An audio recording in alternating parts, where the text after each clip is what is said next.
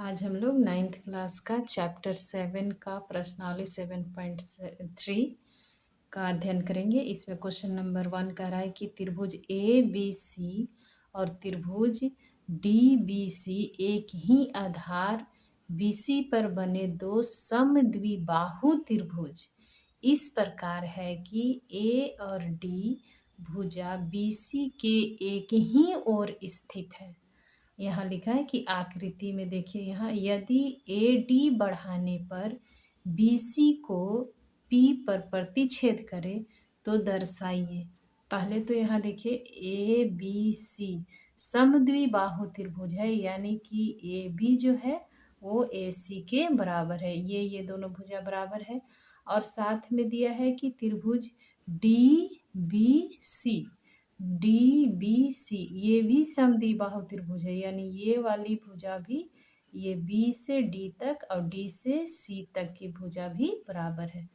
साथ ही दिया है कि बी सी के एक ही ओर ए और डी दो बिंदु है, और लिखा है कि यदि ए डी बढ़ाने पर ए और डी को बढ़ाते हैं तो बी सी पर पी बिंदु पर प्रतिच्छेद करती है। तो आपको दर्शाना है कि त्रिभुज ए बी डी यहाँ ये वाला त्रिभुज और त्रिभुज ए सी डी ये वाला त्रिभुज, ये दोनों त्रिभुज को सर्वांग सम करना है। इसमें और भी प्रश्न है, पहले इसको हल करते हैं, पहला को फिर आगे वाला करेंगे। हमारे पास क्या क्या दिया हुआ है?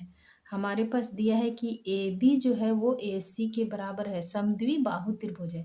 साथ में ये भी दिया है कि बी डी जो है वो डी सी के बराबर है, ये भी समद्विबाहु त्रिभुज। यहाँ लिखा है कि ये दोनों एक ही आधार पर स्थित समद्विबाहु त्रिभुज है।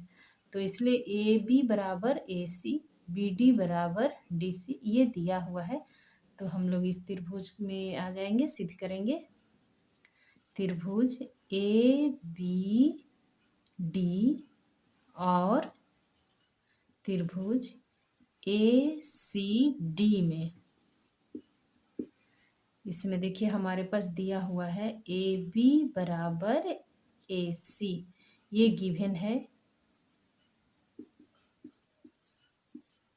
दूसरा है यहाँ पर हमारे पास बी डी बराबर डी सी, बी डी बराबर यहाँ से बी से डी, यहाँ सी से डी, बी डी बराबर सी डी, ये भी दिया हुआ है। साथ में हमारे पास ए डी जो है, ये वाली जो भुजा है वो इधर त्रिभुज में भी है और इधर त्रिभुज में भी शामिल है। तो ए डी बराबर ए डी, ये हमारा कॉमन हो जाएगा। इस तरह से हमारे पास एक साइड इस साइड के बराबर, ये साइड इस साइड के बराबर, ये वाला साइड दोनों में शामिल, यानी इस त्रिभुज के तीनों साइड दूसरे त्रिभुज के तीनों साइड के बराबर हुआ। इसलिए त्रिभुज ए बी डी जो है वो सर्वांग सम हो गया त्रिभुज ए सी डी के। किस नियम से, किस कसौटी से? एस एस एस से, साइड साइड साइड से ये दोनों त्रिभुज सर्वांग सम हो गया। इसके बाद इसमें है, जैसे ही ये दोनों त्रिभुज सर्वांग सम होगा तो ये वाला कोण जो है वो इस कोण के बराबर हो जाएगा, क्योंकि सर्वांग सम त्रिभुज के संगत भाग बराबर होते हैं। इसीलिए हमारे पास, इसलिए कोण बी ए पी बराबर कोण लिखिए, कोण सी ए पी, ये बराबर हो जाएगा ये सी पी सी टी से। सर्वांग सम त्रिभुज के संगत भाग बराबर होते हैं, या corresponding part of congruent triangle इसका फुल फॉर्म है। यानी जब त्रिभुज सर्वांग सम हो जाएगा तो उसके संगत भाग बराबर होंगे। तो इसलिए ये वाला कोण इस कोण के बराबर है।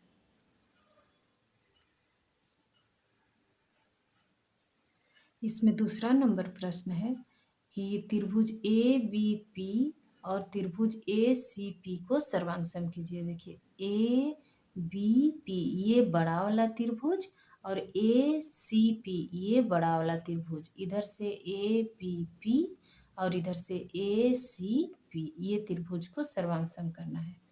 तो हमारे पास क्या क्या दिया हुआ है, हम लोग आएंगे in triangle a b p and triangle a c P.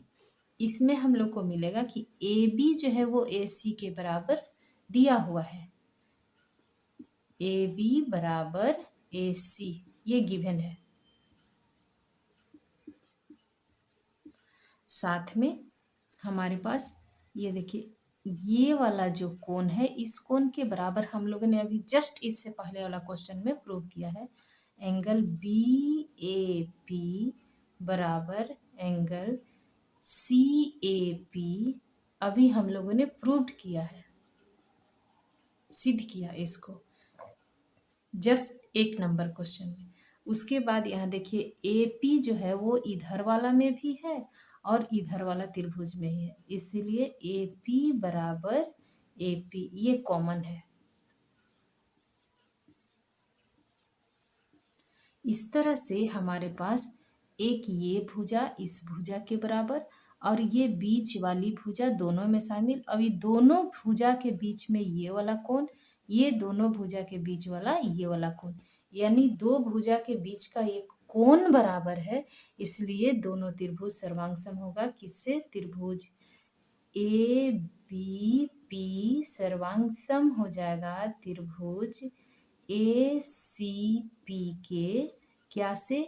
Side angle side से, साइड एंगल साइड से ये दोनों त्रिभुज सर्वांग हो जाएगा। साइड एंगल साइड से हम लोग पढ़े हैं इससे पहले कि दो भुजा के बीच यदि कोण बराबर हो जाता है दूसरे त्रिभुज के, तो दोनों त्रिभुज एक दूसरे के सर्वांग हो जाएगा।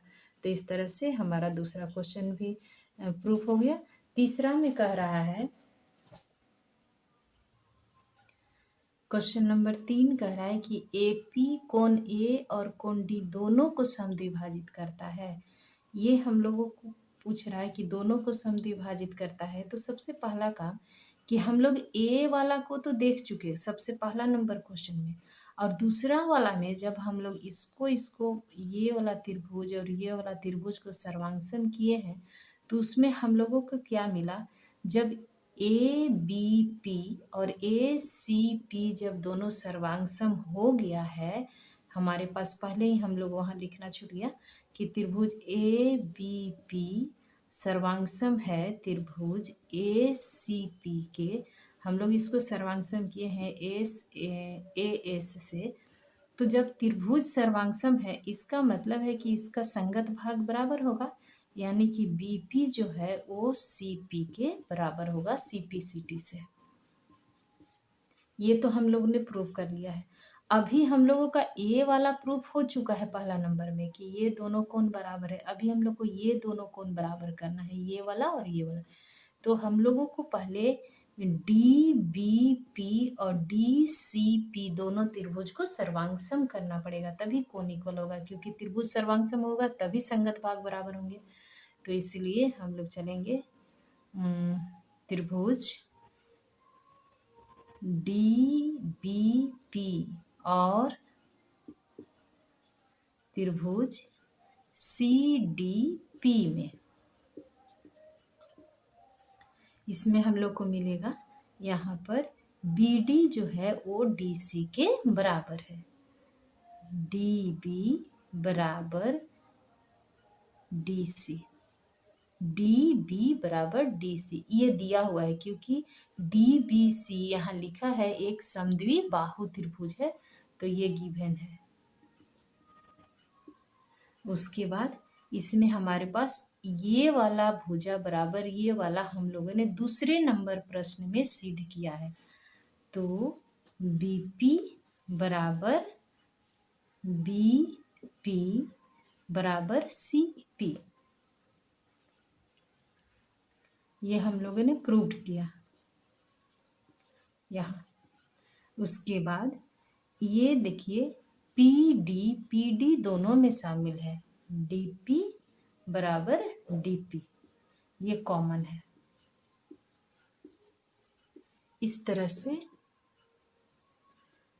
तरह से त्रिभुज डी बी पी सर्वांगसम हो जाएगा त्रिभुज किसके, सी डी पी के, और किससे, साइड साइड साइड से, साइड साइड साइड से, ये दोनों त्रिभुज सर्वांगसम हो गया। जैसे ही त्रिभुज सर्वांगसम होगा इसके संगत भाग बराबर हो जाएंगे, इसीलिए ये वाला कोण इस कोण के बराबर हो गया।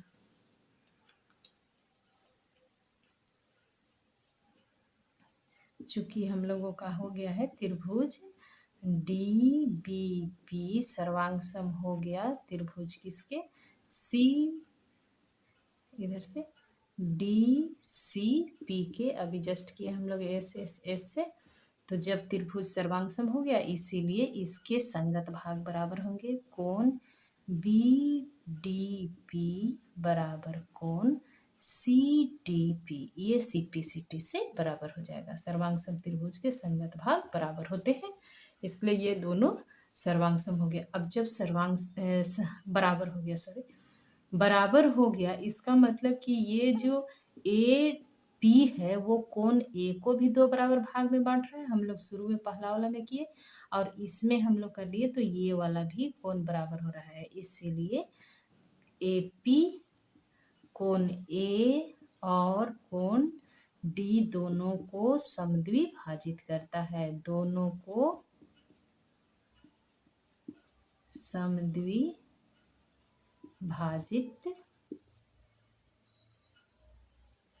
करता है।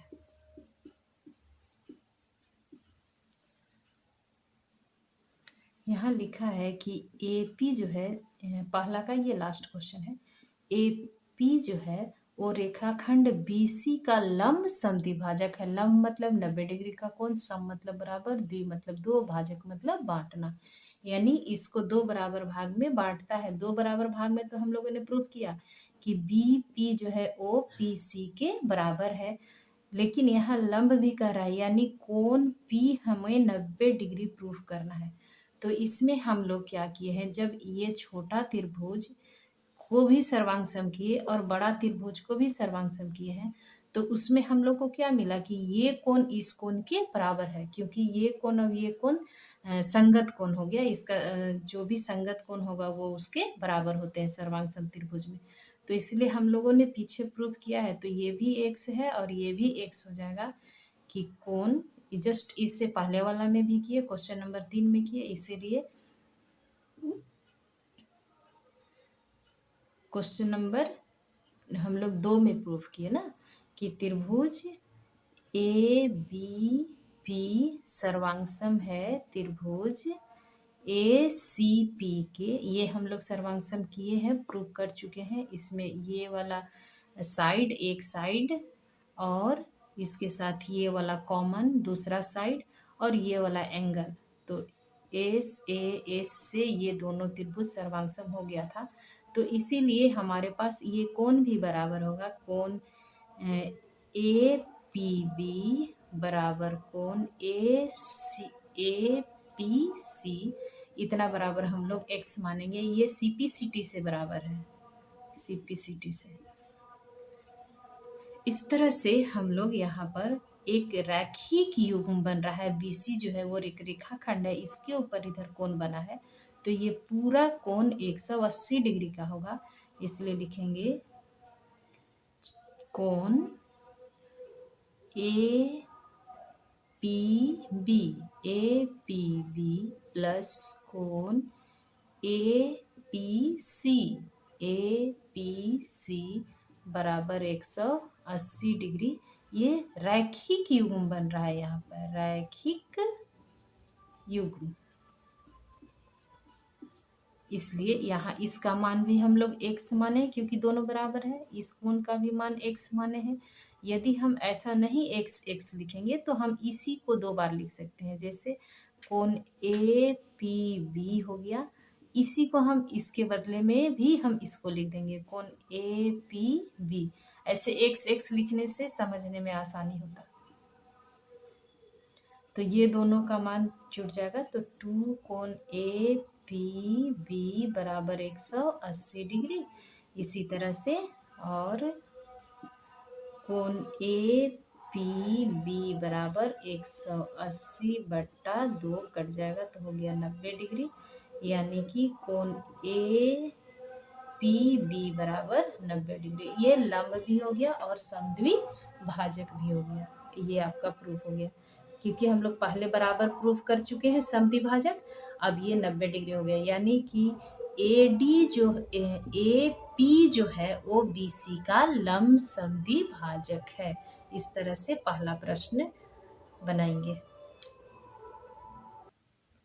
क्वेश्चन नंबर 2 दिया हुआ है कि ए डी एक समद्विबाहु त्रिभुज ए बी सी का एक शीर्षलंब है जिसमें ए बी बराबर ए सी है। दर्शाइए कि ए डी रेखाखंड बी सी को समद्विभाजित करता है। पहला क्वेश्चन है। दूसरा है कि ए डी कोण ए को समद्विभाजित करता है। मतलब हम लोगों को पहला में प्रूफ करना है कि ए डी जो है वो बी सी को 2 बराबर भाग में बांट रहा है। मतलब पहला नंबर में हम लोगों को प्रूफ करना है कि बी डी जो है वो डी सी के बराबर है। ये हम लोग को प्रूफ करना है। और दूसरा में करना है कि कोण ये वाला इसके बराबर है। तो एक ही काम से दोनों हो जाएगा। यदि हम लोग ए बी डी और ए सी डी दोनों त्रिभुज को सर्वांगसम कर लेते हैं तो हम लोग का काम बन जाएगा। तो देखिए, त्रिभुज ए बी या ऐसे ए डी बी या ए बी डी दोनों तरफ से चल सकते हैं। तो ए बी डी और त्रिभुज ए सी डी में आएंगे। इसमें हम लोगों के पास दिया हुआ है कि ए बी जो है वो ए सी के बराबर है। ये गिवन है, दिया हुआ है। दूसरा है कि हमारे पास ये वाला कोण भी 90 डिग्री दिया हुआ है। कह रहा है कि शीर्ष लंब है। लंब मतलब ये शीर्षलंब जो इसके ऊपर 90 डिग्री का कोण बना रहा है, यानी कोण डी 90 डिग्री का है। तो लिखेंगे कोण ए डी बी बराबर कोण ए डी सी। ये भी हमारे पास दिया हुआ है, 90 डिग्री है। शीर्षलंब है तो 90 डिग्री कोण बन रहा है, तो 90 डिग्री है, ये गिवन है। अगला देखिए, इसमें और ढूंढना है कि ए डी जो है वो इधर त्रिभुज में भी शामिल है और ए डी जो है वो इधर त्रिभुज में भी शामिल है। इसीलिए ए डी बराबर ए डी कॉमन उभयनिष्ठ है, दोनों में शामिल है। इसीलिए हमारा त्रिभुज जो होगा वो ए बी डी सर्वांगसम हो जाएगा त्रिभुज ए सी डी के। क्या से? देखिए, एक 90 डिग्री हो गया, 90 डिग्री के ठीक सामने वाला ये कर्ण और एक कोई भी साइड बराबर होने से त्रिभुज जो है वो आर एच एस से सर्वांगसम हो जाएगा। तो यहाँ त्रिभुज हमारा आर एच एस से सर्वांगसम हो गया। आर एच एस यानी right hypotenuse side, right angle hypotenuse हो गया एक, और एक साइड हो गया। इस तरह से आर एच से ये दोनों ट्रायंगल सर्वांगसम हो गया। जैसे ही सर्वांगसम होगा, इसीलिए हमारा जो है वो बी डी जो होगा वो डी सी के बराबर हो जाएगा। सी पी सी टी से सर्वांगसम त्रिभुज के संगत भाग बराबर होते हैं, इसलिए सी पी सी टी से ये बराबर हो गया। ये पहला नंबर आपका हल हो गया, ये बराबर हो गया। और ठीक इसी क्वेश्चन में दूसरा नंबर भी हम लोग का हल हो जाएगा।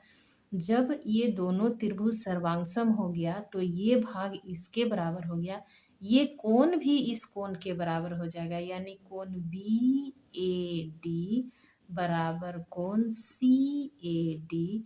ये भी हमारा सी पी सी टी से सर्वांगसम हो गया, बराबर हो गया। सी पी सी टी से सर्वांगसम त्रिभुज के संगत भाग बराबर होते हैं, इसलिए ये कोण भी इस कोण के बराबर हो गया। ये दूसरा नंबर में यही कह रहा था, कोण ए को समद्विभाजित करता है। तो जब ये कोण इस कोण के बराबर हो गया, मतलब क्या हुआ, ए डी जो है इसको 2 बराबर भाग में बांट लिया, यानी ये और ये कोण दोनों बराबर हो गया। क्वेश्चन नंबर 3 है, एक त्रिभुज ए बी सी की 2 भुजाएं ए बी और बी सी तथा माध्यिका ए एम क्रमशः एक दूसरे त्रिभुज की भुजाओं पी क्यू और क्यू आर तथा माध्यिका पी एन के बराबर है, दर्शाइए। पहले तो क्या क्या दिया हुआ है बराबर, इसको देखिए, त्रिभुज ए बी सी में और त्रिभुज दूसरा पी क्यू आर में यहाँ दिया है ए बी और बी सी तथा माध्यिका ए एम क्रमशः दूसरे त्रिभुज की भुजा, यानी ए बी जो है वो पी क्यू के बराबर, ए बी जो है वो पी क्यू के बराबर दिया हुआ है।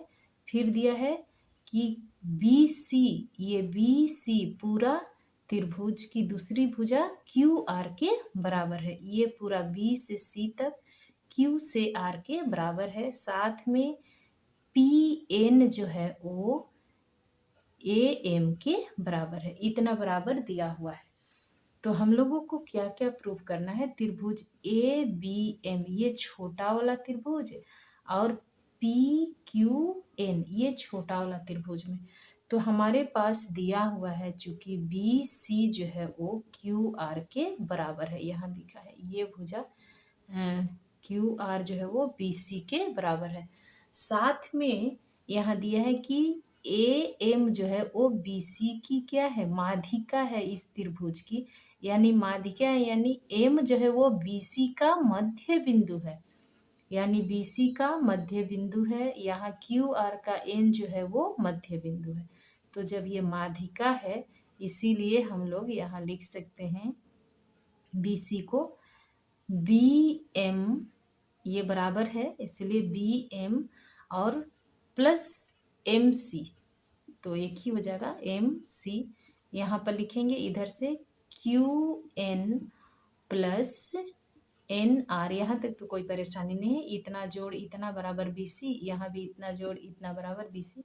साथ में हमारे पास बी एम जो है वो एम सी के बराबर है, तो हम यहाँ भी बी एम लिख सकते हैं, बी एम, क्योंकि ये माध्यिका दिया हुआ है, यहाँ लिखा है कि ये माध्यिका है, यानी बी एम जो है वो, और इधर लिखते हैं बी एम बराबर एम सी है, और इसमें भी क्यू एन जो है वो एन आर के बराबर है, क्योंकि माध्यिका है तो बराबर होगा, इसीलिए हम लोग यहाँ रख रहे हैं ऐसा, इतना बराबर इधर से q n plus q n, दोनों हो जाएगा टू बी एम बराबर टू क्यू एन, ये खत्म, इसलिए ये हमारा बी एम जो हो गया वो क्यू एन के बराबर हो गया।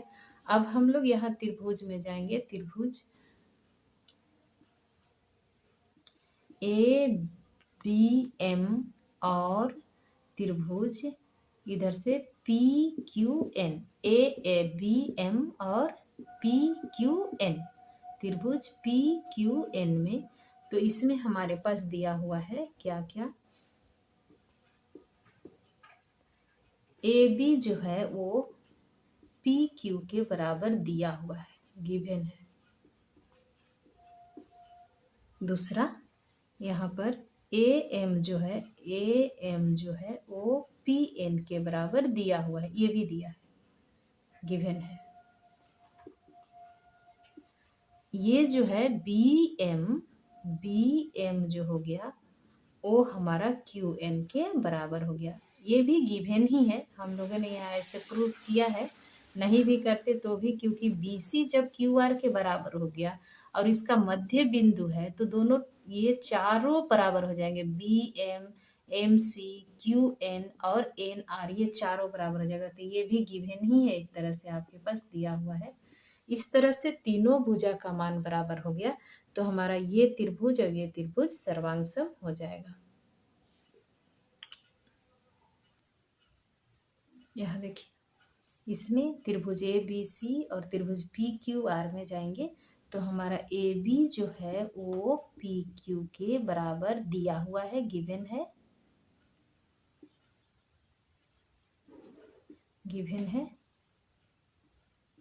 और यहाँ हमारा बी सी जो है वो भी क्यू आर के बराबर दिया हुआ है, गिवन है।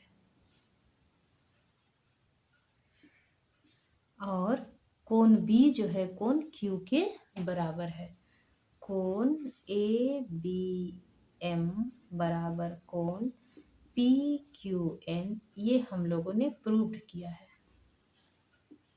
इस तरह से हमारा दो भुजा के बीच का एक कोण, ये भुजा और ये भुजा के बीच का ये कोण बराबर है, इसलिए त्रिभुज ए बी सी सर्वांगसम हो जाएगा त्रिभुज पी क्यू आर के किससे, यहाँ दो भुजा के बीच का एक कोण है एस ए एस से, ये दोनों त्रिभुज सर्वांगसम हो गया।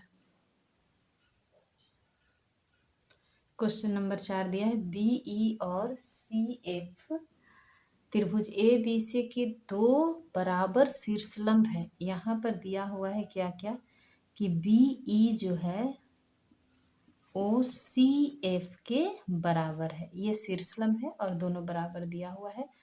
RHS सर्वंग समता नियम का प्रयोग करके सिद्ध कीजिए कि त्रिभुज ए बी सी एक समद्विबाहु त्रिभुज है। ये दिया हुआ है, क्या क्या दिया है, ये दिया है कि BE CF के बराबर है, साथ में ये भी दिया है कि BE शीर्षलंब है, यानी कि कोण BEC बराबर कोण इधर से CFB, ये दोनों 90 डिग्री है, ये भी दिया हुआ है। साथ में हम लोग का ये भी कंडीशन है कि RHS जो है उसी सर्वांग समता से ये दोनों त्रिभुज को हम लोग को सर्वांग सम भी करना है। तो हम लोग चलते हैं त्रिभुज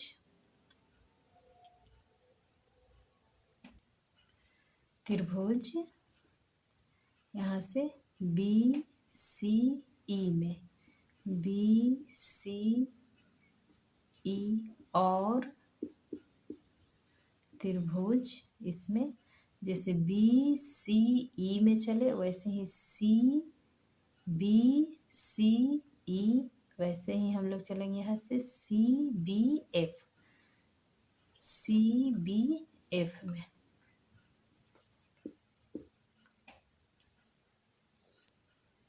इसमें देखिए हमारे पास क्या क्या दिख रहा है, जो पहले दिया है उसको लिख लेते हैं। तो हमारा BCE इस त्रिभुज में हमारे पास दिया है BE जो है वो इस त्रिभुज के CF के बराबर है, CF के बराबर है, ये दिया है। अगला कोण ये वाला जो है वो इस कोण के बराबर भी दिया हुआ है। कोण यहाँ लिखेंगे कोण ये वाला ई, तो BEC बराबर कोण CFB, ये भी हम लोगों का 90 डिग्री है, दिया है, ये दिया हुआ है। ये वाला और ये वाला हम लोग यहाँ से प्रूफ करना चल रहे हैं, चूँकि इतना बड़ा इन दोनों त्रिभुज में जाना है तो इतना बराबर इतना दिया है। ये कोण भी इस कोण के बराबर 90 डिग्री दिया हुआ है। साथ में हम लोगों का BC जो दिख रहा है वो इस त्रिभुज में भी है और इस त्रिभुज में भी है, यानी कि BC बराबर BC दोनों में शामिल है, उभयनिष्ठ है।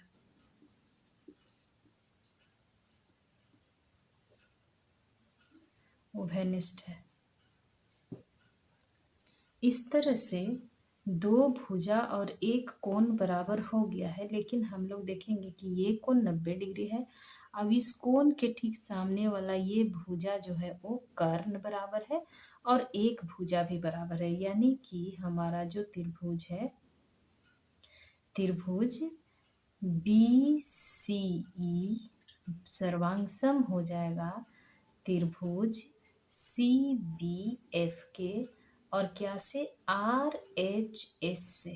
कैसे, यहाँ 90 डिग्री है और 90 डिग्री के सामने वाली भुजा बराबर है, यानी कर्ण बराबर हो गया, 90 डिग्री हो गया, एक कर्ण हो गया और एक ये वाला साइड जो है इस साइड के बराबर हो गया। तो इस तरह से हमारा दोनों त्रिभुज सर्वांगसम हो गया। जब सर्वांगसम हो गया तो इसके संगत भाग बराबर हो जाएंगे, यानी कि ये वाला कोण इस कोण के बराबर हो जाएगा। जैसे यहाँ बना लीजिए, यदि नहीं समझ में आ रहा है तो ये आपका हो गया F, ये B और ये हो जाएगा C, और दूसरा इधर से बनाएंगे तो ये E है, ये C और ये B। तो इस तरह से हमारा ये 90 डिग्री, ये 90 डिग्री, इसके सामने वाला ये BC दोनों में शामिल है।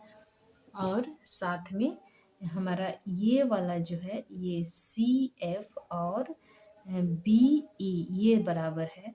तो हमारा ये दोनों भुजा बराबर, तो इसके सम्मुख ये कोण भी तो बराबर हो जाएगा, ये कोण इस कोण के बराबर। उसी तरह से हम लोग जब सर्वांग कर लिए हैं तो भुजा बराबर है, यानी उसके सम्मुख कोण भी बराबर हो जाएगा। तो इस तरह से हम लोग लिखेंगे कोण इस त्रिभुज में है तो C को लिखते हैं त्रिभुज BCE बराबर, इधर से लिखेंगे ये वाला त्रिभुज के लिए, तो कोण CBF बराबर होगा CPCT से, corresponding part of congruent triangle से। अब देखिए जब कोण बराबर हो गया इसका मतलब है, इसीलिए हमारा इसके सामने वाला ये भुजा यानी कि C के सामने, ये C कौन है, C के सामने वाला भुजा AB और कोण B के सामने वाला भुजा AC बराबर हो गया। इस तरह भुजा कोण बराबर है इसलिए भुजा बराबर हो गया। तो इसलिए त्रिभुज जो है ABC एक समद्विबाहु त्रिभुज है। इस तरह से हमारा प्रूफ हो गया, AB बराबर AC हो गया। यही करना था प्रूफ, यानी कि ABC जो हुआ वो एक समद्विबाहु त्रिभुज है।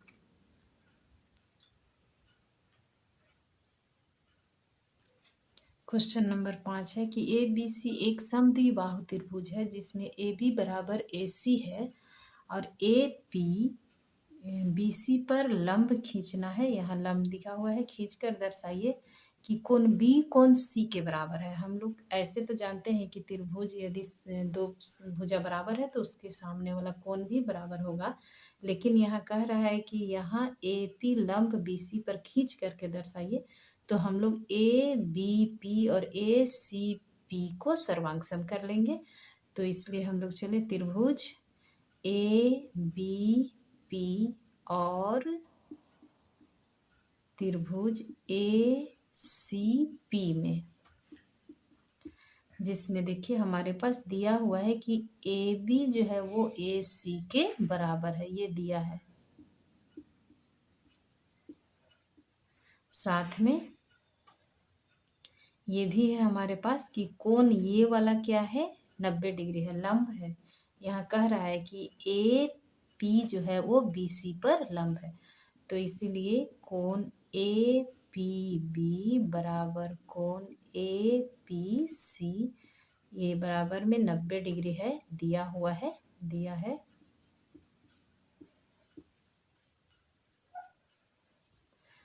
इस तरह से AP जो है वो दोनों में शामिल है, इधर वाला त्रिभुज में भी है और इधर वाला त्रिभुज में है। त्रिभुज में AP बराबर AP कॉमन है, उभयनिष्ठ है।